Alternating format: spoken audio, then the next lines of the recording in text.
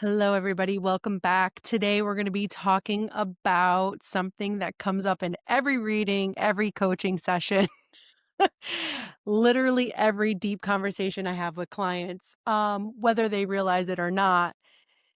And we talked about it in our last podcast, and it's generational trauma. Something that comes up no matter where you are.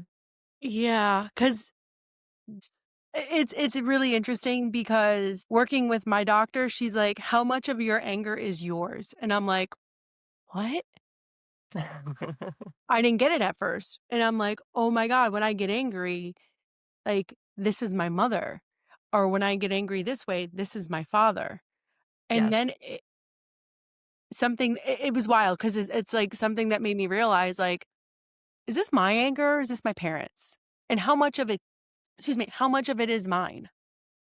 Yeah, this even So, came up in my last coaching session as well, right? I had an interaction with my kids and you had asked me that and I was like, "Well, what do you mean?" But I mean, I get it, but it was when we started talking about my actions and the way that I responded in that situation, it was like, "Oh, yeah.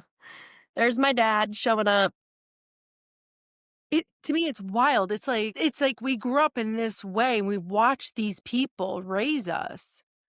And we are just acting out what they are. And it got me thinking, like, is that who I really am? Just sit back in awareness and say, well, who am I? So generational trauma to me is like you got thousands, like I said, you got thousands of generations, thousands of years just running through your bloodstream, running through your body. Who are you? So then I did a whole journal entry on this. Like, who the hell am I? Like, growing up in this chaos, this dysfunctional family that I had, it was utter chaos. And watching the show The Bear and watching that, if you watched it, you'll see there's a Christmas, it's the Christmas Eve, it's 7 fishes. It's insane for Italian families, but that's what I grew up in, similar to that. And I told my doctor that, and she was like, "I get you now. I 1,000% get you." How did you grow up, Shannon?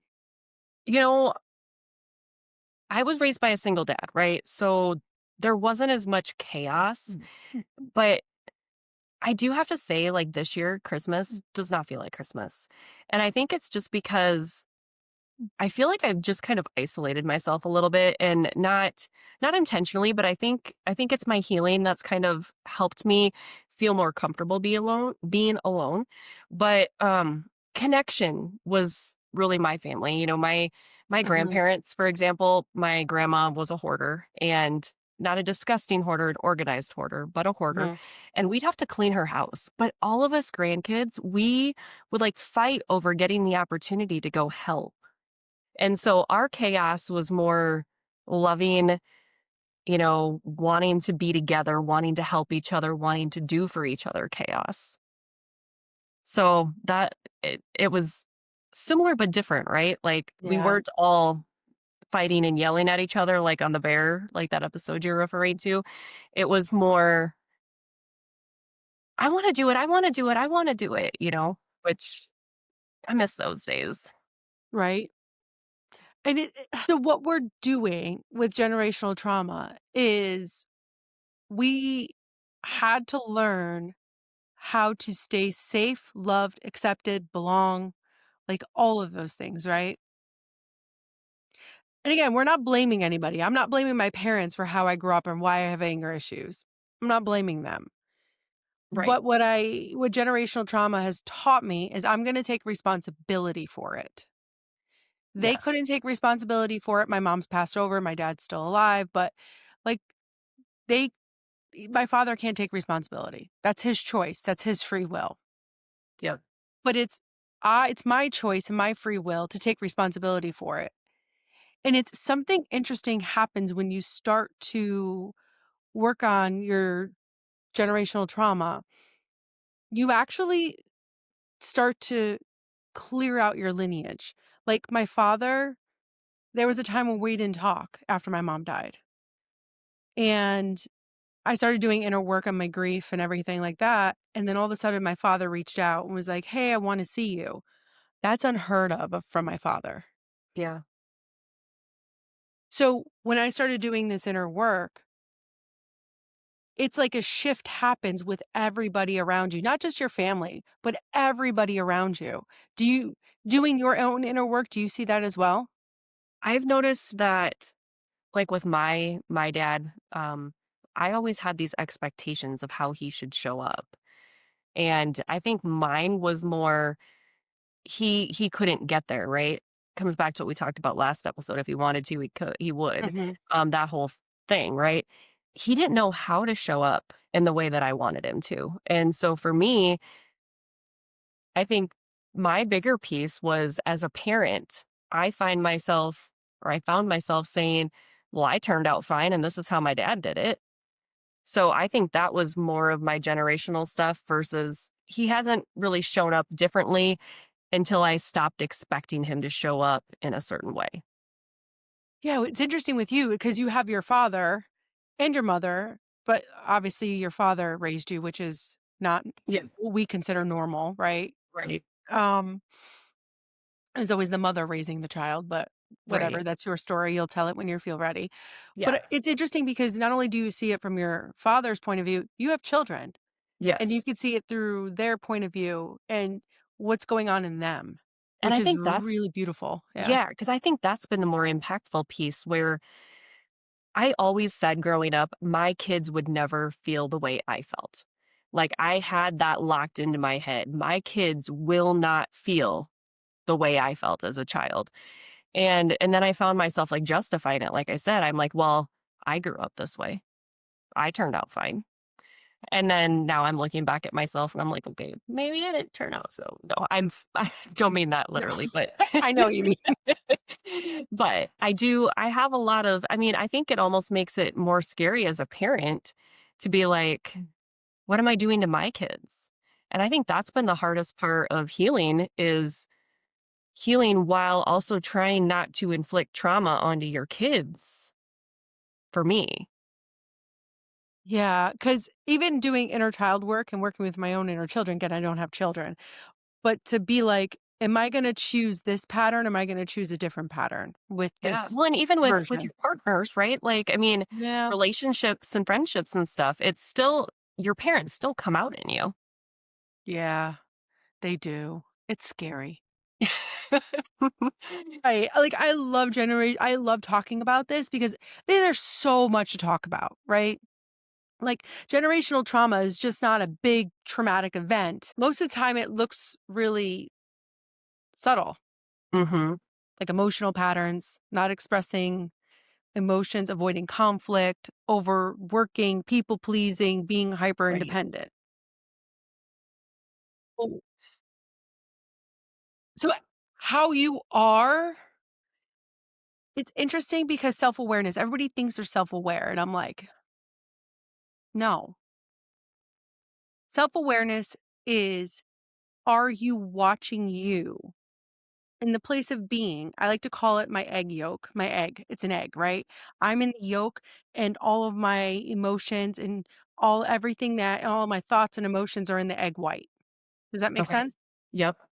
So when I'm in my egg yolk and I'm watching, and this is, you could do this in real time where you put yourself back. And I think in the untethered soul, he calls it the seat of of the consciousness, I think he calls it, Okay. seat of the consciousness. And you just watch yourself.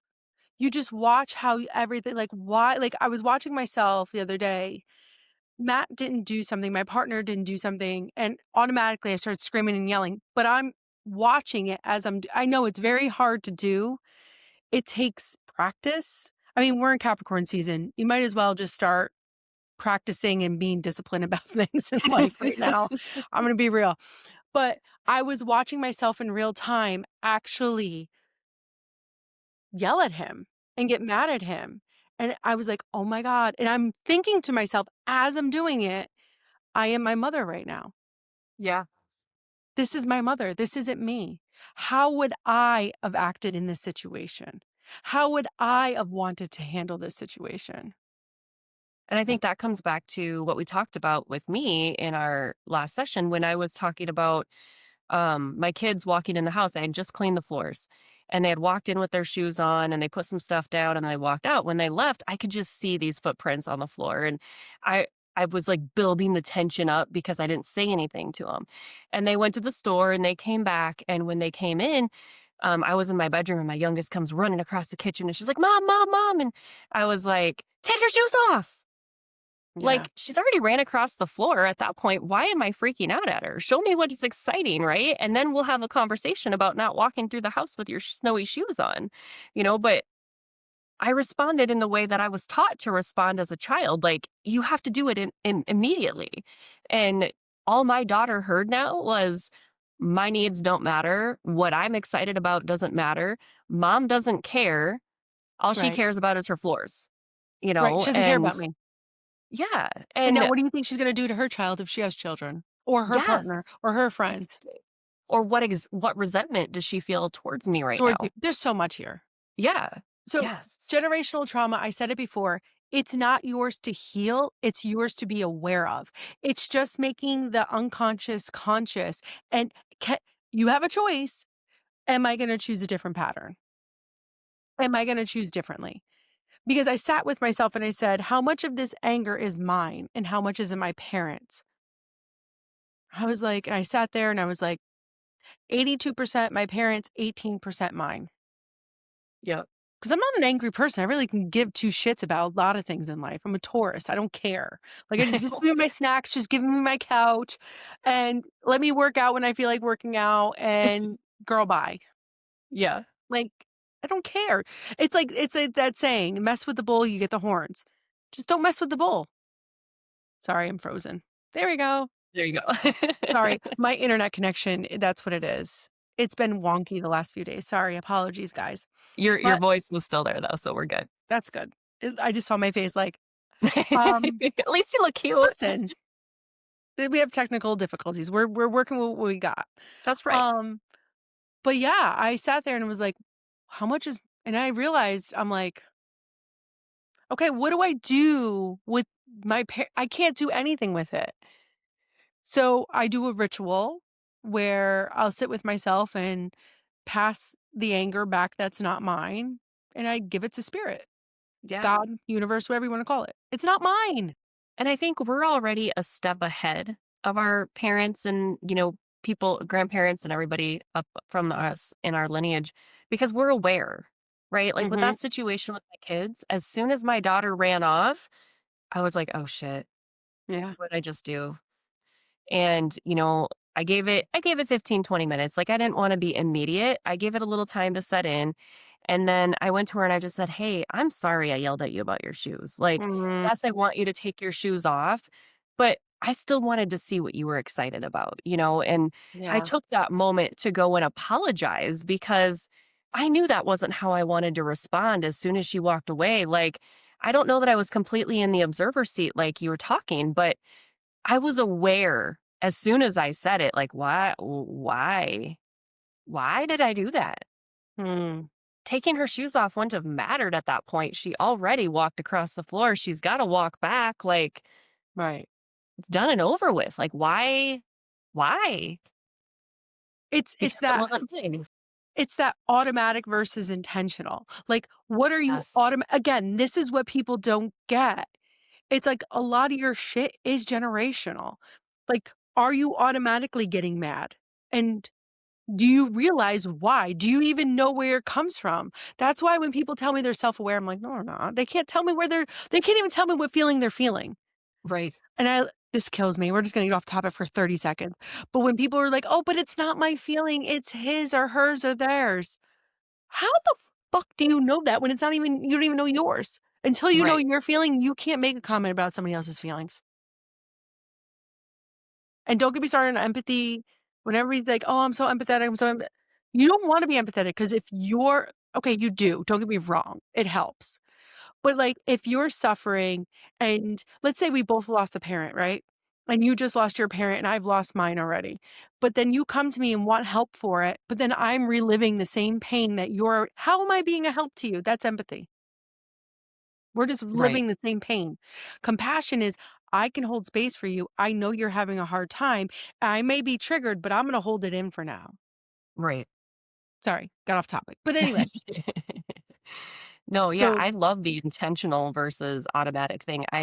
That's something I've actually been trying to like encourage at work too, because there's so many people who respond automatically and they don't understand that it's their underlying beliefs that they're replying from, or even their learned behaviors that they've learned from parents and grandparents and, whatever else versus replying as themselves, and they're not holding themselves to their standard, they're holding themselves to somebody else's standard, which they probably created in their head anyway.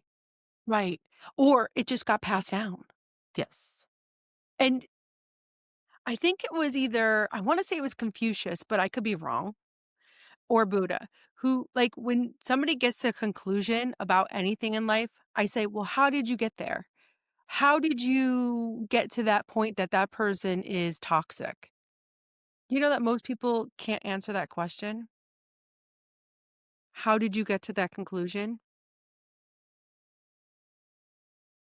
I'm not gonna argue with you. I'm gonna ask you, how did you get to that conclusion that I'm a bitch?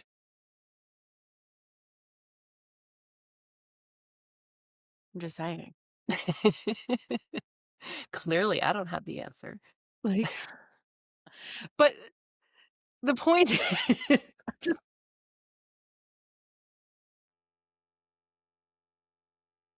but people don't even realize how they got to their the point is they people don't even realize why they are and act the way they are and act. They don't get it. They don't understand it. And if Right, you took 5 seconds to sit with yourself and say, "Why am I angry right now? Why is this coming out of me? right. Is this even mine? Is this Yes. my father? Am I reliving what my father?" You'll be shocked. Oh, for sure. For sure. And I think it comes back to safety, right? Like Mm. responding immediately. I don't know, is that a safety response? Is that like a safety thing? Is that why Yeah, people protection. respond Yeah. I immediately? need to protect myself. I need to have an answer to protect myself. Yeah. I mean, even if we use my shoes example, right? Like I felt disrespected and I was like, "Whoa, take your shoes off," right? But did it really matter? But why did you feel disrespected? Because of something I hadn't even communicated with her yet. How did you get to that conclusion you were disrespected? See? I didn't. I just automatically responded. Exactly. You No don't even know why. words. This is the point I'm trying to this is these are the questions I ask myself. How did you get there? How did you get to that conclusion that Matt left dishes out on purpose? Right, Because he didn't put them away? right, Maybe he was and again, it goes back to our other podcast where it was like, if he could, he would. Maybe he didn't want to. right, And that's okay. People don't have to do things they don't want to do in those moments that you think they need to be get done. right. But And why did you get mad yeah, and or whatever? maybe in that moment, with the dishes, maybe he was just having a really rough day and he just needed a minute to sit down and you didn't know that he just sat down or he just walked in or whatever. See? And I mean, comes right back to like you said, maybe he just didn't have the capacity yet to do it because Mhm. he needed a moment for himself. And it doesn't have anything to do with you. No, has nothing to do with me. But what my reaction came from my mom because I remember my mom coming home from work where she worked 8, 9 hours. And then she had to clean the house. My mom cleaned the house, spring cleaning, like my mom would get on her hands and knees and clean the hardwood floors with Windex. I know it sounds fucking crazy, but this is what she did every day after work. Then she cooked a meal. We only went out once every 2 weeks when she got paid.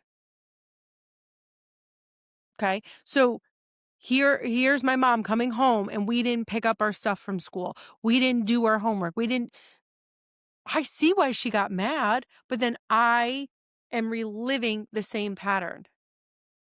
And I'm not blaming my mom. There's the difference. It's not blaming, it's taking responsibility. My Right. mom did what she had to do because she was angry. Why was she angry? Because no one heard her. And it was all she knew, Her right? she knew. Because then I remember I don't rem my mom my grandmother died when my mom was very young, and my grandfather raised her. Um, but the point is that my mom I remember my mom telling me stories about my grandmother getting in her ass about things, and my grandfather, and she just told me so many stories, and then I look back and I'm like, I'm reliving these stories, and they didn't even happen to me. Right. Like, there's a book called It Didn't Start With You. It's by Mark Wolin, and there's a story I don't wanna give you guys it's a great book. If you wanna learn about generational trauma, read that book. It's a great book. Um, he talks about a woman who was saying and I think he has he's either a psychologist or a psychiatrist background, right? And he was working with this woman, and she kept saying she wanted to incinerate herself. Who Why would she use those words? Well, come to find out, her grandmother was in the Holocaust and watched her whole family get incinerated. Venerated. Okay. Isn't that crazy? Yeah. But her grandmother did not she converted to Catholicism, I believe, because that's what you did back then. And it goes to show that just because something's familiar does not mean that it's aligned for you, Yeah, right? It doesn't mean yeah. that it's what makes sense for you. And sometimes you've got to shake things up a little bit. But this is why being aware of why you do what you do don't get me wrong, it's exhausting. Not the easiest thing in the world. Look at my face.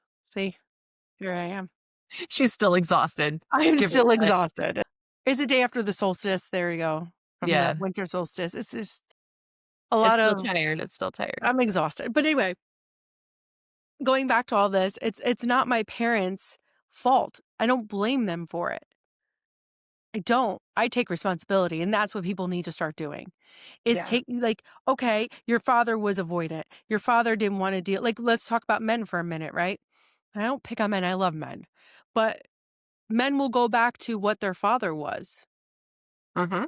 Men will go back to, well, my father was avoidant. He didn't have any emotions. I'm going to be strong like him, you know? And then that's why men this is I mean my last podcast the suicide rate men versus women is astounding. So, and then divorce rate is what? 53 to 56% in America? It's much higher than whatever it was Yeah. for yeah. So, I mean, there's a lot here to unpack clearly. Well, and, so I'm in the middle of writing a blog post right now about kind of some of this type of stuff. And one of the things that I really noticed difference between the different generations is obligation. They, the older generations, the baby Mhm. boomers and the older Gen Xers, they really behaved out of obligation. They were, you know, to the divorce rate. They would get married and they would feel obligated to make that marriage work even if they were miserable. Right. Whereas now, I think our generation, and I don't know, this is my observation, my opinion. Um, we had to be extremely flexible, right? You think about technology and how we really didn't have a choice but to learn how to use it. Whereas the older Mhm. generations, they're like, we just need to know it to get through it. Right. And the younger generations, they don't know anything without it. We had to be flexible, even with our music, 8 tracks, vinyl records, cassette tapes, CDs, MP3 players, we went through it all. And I think that's where we as a generation have been more, does this really work for me though? I can throw away a cassette tape and buy a CD and then throw away my CD and get an MP3 player. I mean, we Yeah. kind of treat life that way a little bit, right?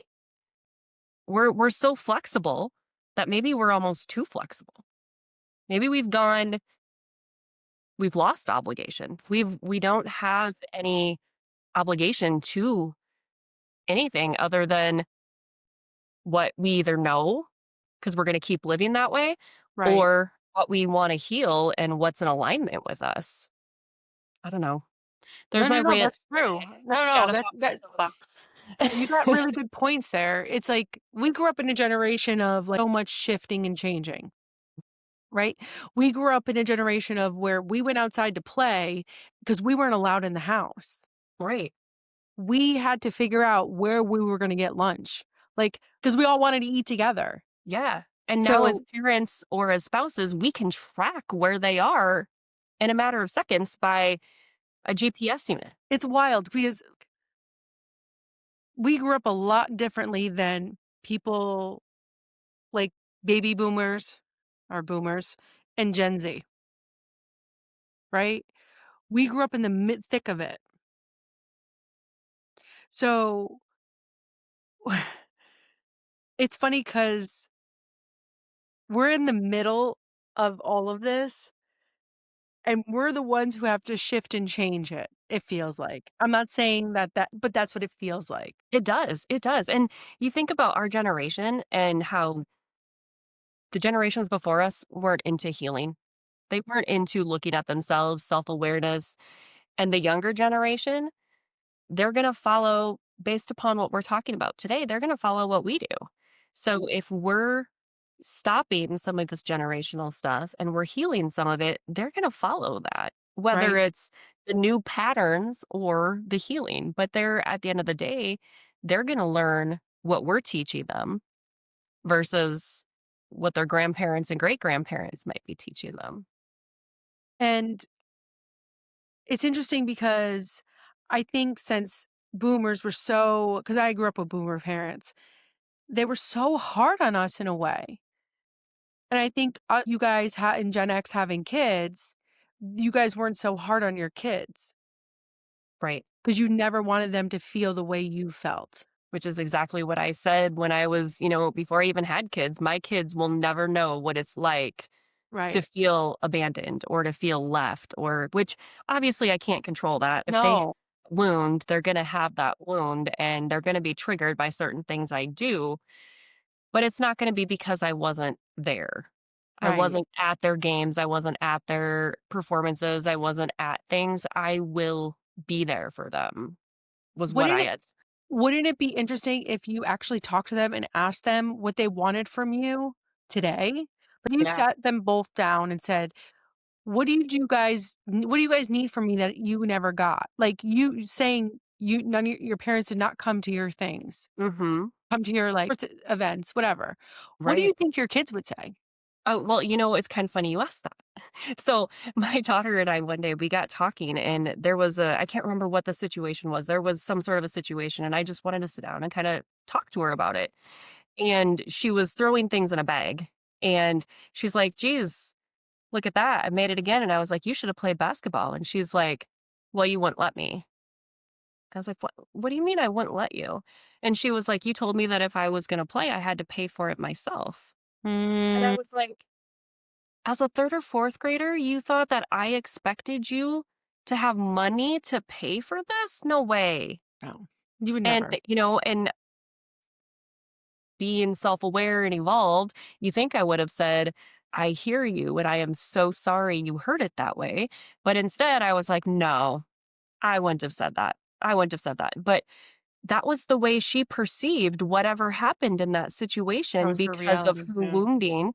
That's how she heard it. And that was really, really hard to hear. I mean, it still affects me to this day. I'm still sitting here like, what Yeah, is going on with this poor girl that she heard it that way? And I'm not saying there's anything wrong with my daughter. I think she's perfect and I absolutely love her. But, right. what was the moment that triggered that way of hearing it? And it scares me to know that I might have done something that caused her to hear it that way. So interesting because y I'm assuming you didn't grow up with siblings, like, in a house every I day, just right? just one sister. Just one sister. And Mhm. to me, it's wild because Um, my sister, who we're only 17 months apart, she had a totally and that's another topic we'll get into, but she had a totally different view of my parents than I did, Yes. which is Yes. wild to me. Yeah, I write a blog about my healing journey and stuff, and it really helped me to work through what I was feeling. Mm, And my mom has told me, my sister hasn't come to me directly, but my mom has told me that my sister said that our childhood didn't happen the way that I perceived it. And it's so funny how, like you said, two of us, we were 3 years apart, but two of us living in the exact same house with all the exact same opportunities grew yeah, up to see life so differently. so differently. And,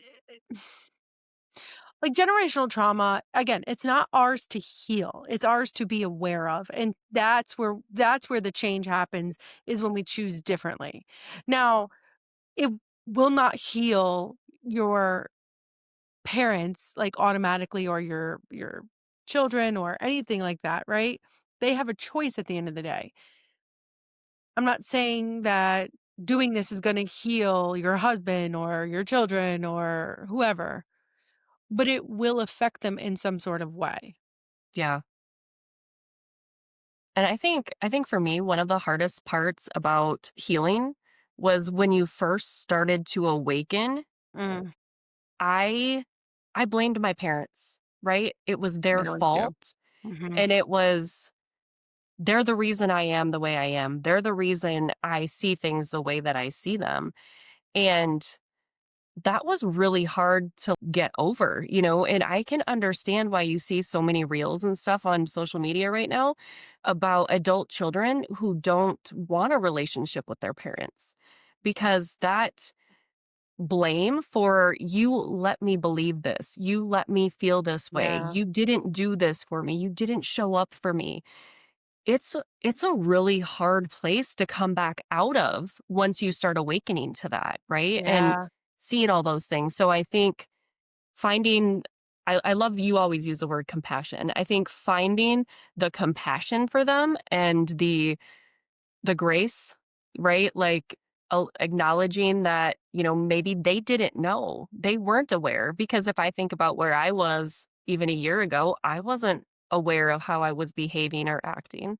And I think that's probably one of the hardest that's been for me through this healing Mm. journey is to find the compassion after you find the blame. Uh, that is the biggest thing that I had to do because when you sit there and you blame them, you're not taking responsibility for still carrying out the trauma because you're going to do it to whomever's around you, your kids, your spouse, your friends, like we just discussed a few minutes ago. So, how can you sit there and blame people? And again, you can. This is part of the journey. It's a rite of passage, right? You can sit there and blame your parents. That's gonna like or whomever raised you or whoever you got this from. But there comes a point in time where you have to say, okay, enough. It's like playing the victim, right? How long are you going to play the victim? Yeah. The victim gets you to where you're going. It's not a place to live for a Right. for extended period of time. And I think I was probably there for 40 years. So, Oh, a lot of us were. Oh, I hate to say it. Because and listen, when you're starting this journey and you start learning all these things, it applies to everybody else in the beginning, but not you. right. And that is something that whooped my ass because my sister would be like, "Well, your feelings, your responsibility." And I'm like, "You really hurt my feelings." And she's like, "Your feelings, your responsibility." And I'm like, You do listen to me. Yeah, right, that part, but this bitch is really like she really said that to me. She's not wrong because you have to take responsibility for what you're doing because you're doing it. No one else is doing it. Yes. No one's making you be an asshole to somebody else. Understand where that stems from. Go inward and say, "Where in my shadow, why am I protecting myself? What am I protecting myself from? What is this making me feel like? To me, it's And just I think wild. and it all has to start with self-awareness, right? I mean, it doesn't matter where you're at. It doesn't matter whose fault it is. At the end of the day, you have to be aware of where you're responding from, why you're responding the way you're responding. And even if it's not yours, it's still your responsibility to understand it and be aware of it. Yep. If it's in your consciousness and your awareness, it is now your responsibility to do something with. It's like it's been passed down to you. Yes. You have to do something with it. Your parents couldn't. Whatever their reason is, they just couldn't do it. We're not going to get into all of that, but we're Yeah. not going to blame them. You No. can sit there all you want, but how heavy is blame? Right. How heavy? I think of like everybody's a hot air balloon, right? And you want to rise. You want to go up in the sky and see things from that higher perspective. If you keep holding the responsibility and not forgiving, again, I'm not saying you have to forgive the person, but forgive yourself, forgive the situation. So, because those heavy emotions hold you down, Yeah. and blaming somebody holds you down. What are you gonna do? Do that forever? You're not gonna see things from different perspectives. That's why the world is the way it is. Nobody's willing to see things from different perspectives. All truths exist. It's called awareness. It's called perspective. And I That's it. think the biggest thing too that I've learned from you from like our coaching sessions and stuff is I've never felt my body. I remember when we first met, you were like, you get right here and you're stuck, right? And I'm like, okay, yep. And the more we started working together, and you would ask me, how does that feel to say Mm, it this way instead of that way? And I'm like, whoa, like way different, you know? And you don't, I don't know, when you're unaware, you're unaware. You have no clue. But once you start waking up to it and you start become aware of where things are and how you're carrying things, mm. it's night and day difference when you start forgiving and letting things go and allowing yourself to just show up and not carry this burden with you. Just to shed all of that, it's life changing. It is. Because everything that you're saying, everything that you believe is either gonna weigh you down or uplift you. It's your choice. And when it comes to generational trauma, that choice is huge. Do you want to keep going down the path you're going down and not realizing why you're living the life you are? This is what I don't understand about humans, right? Including myself at some point. I was like, I don't like my life, but I didn't want to understand why I needed to change it or what I needed to do. And then I got curious and I was like, oh, wait, there's a lot going on inside of here. There's a whole freaking New York City going on inside of here of like 8 million parts. What the hell? And like, you don't even know which part is going to come out. You don't know how you're going to react, but you have to understand where it stems from. That's what shadow work is about. But when it comes to generational trauma, it's not yours. Let Yep. it go. Choose different. Right. That's all it's about. Generational trauma is about becoming aware of it and choosing different. Yes. Like money issue. Okay. I didn't grow up poor, like poor, poor. Like, we always had food on the table, we always had a roof over our head, we always had clothes on our body. We didn't grow up poor. So where does this money issue stem from? Well, then, like, seeing my grandfather and my grandmother and my great aunt, and I bought my great aunt's house. I mean, they had aluminum foil packed in boxes from the 20s, 30s, and 40s. Mhm. Aluminum foil, I okay? will never forget the time my grandma told me, "You never know when somebody's gonna need something, so you can't get rid of anything." And she was like, "Shannon, I grew up in the Depression. That's the mentality you had to have." And I think that's why she was a bit of a hoarder. And now my dad is doing the same type of thing. And It's funny because I, just like with my parenting style, I go the opposite. I'm like, "I'm minimalist. Get rid of it." Like, I have no problems loading up the car and taking it to the thrift place up the street to donate it. Like, Get it out. get it out of here. Yeah, well, for me, it's more about money in the bank, right? Right, right. And but it's where did this stem from?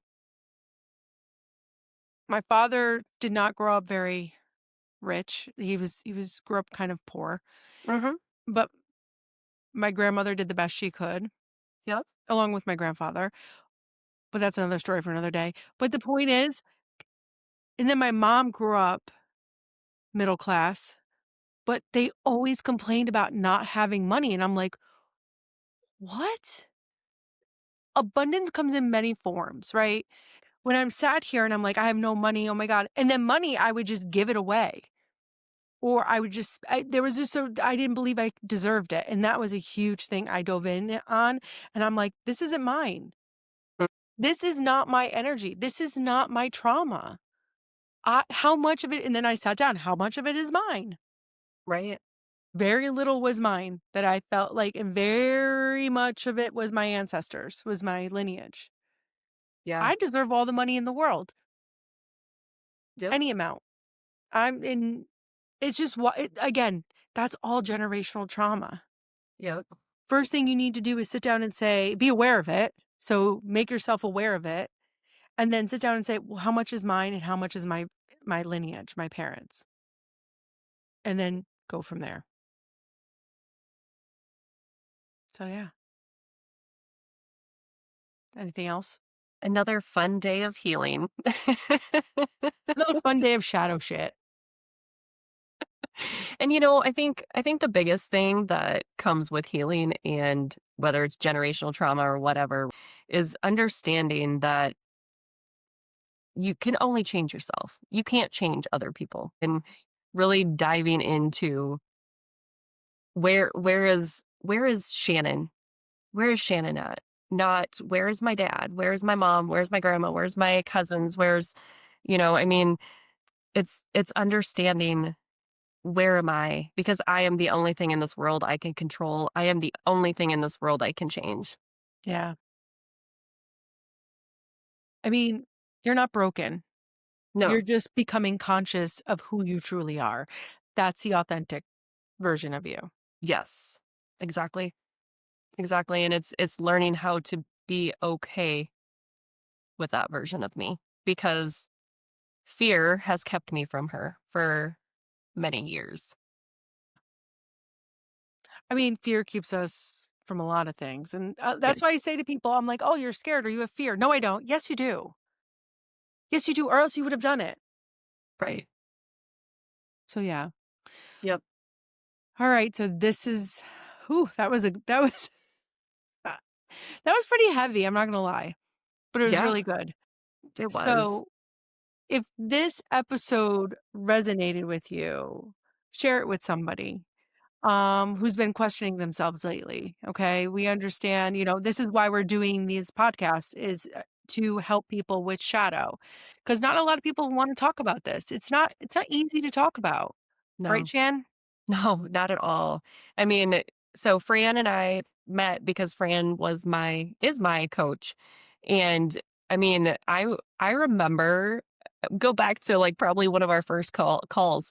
I remember so scared, to be honest with you. Like, what is she going to think of me? What would she think of me if I said this? And it was finding that safe place within myself, even. I mean, saying out loud, I don't love myself, was probably one of the hardest things I ever had to do. But I didn't realize I was there until somebody actually listened to me to actually get those words out of me. So I think, yeah, it's scary, but it is one of the most rewarding things you could ever do for yourself. All you're doing is making yourself conscious of who you truly are. That's all shadow work is. And it's just accepting. There's no healing. It's just truly accepting who you are and choosing different. If you get to choose differently.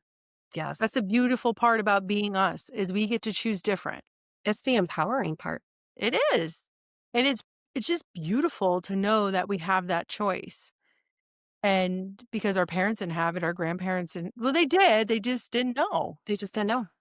Yeah, Yeah, so just waking up. alright, this is a great one. Yes. Thanks for joining us today.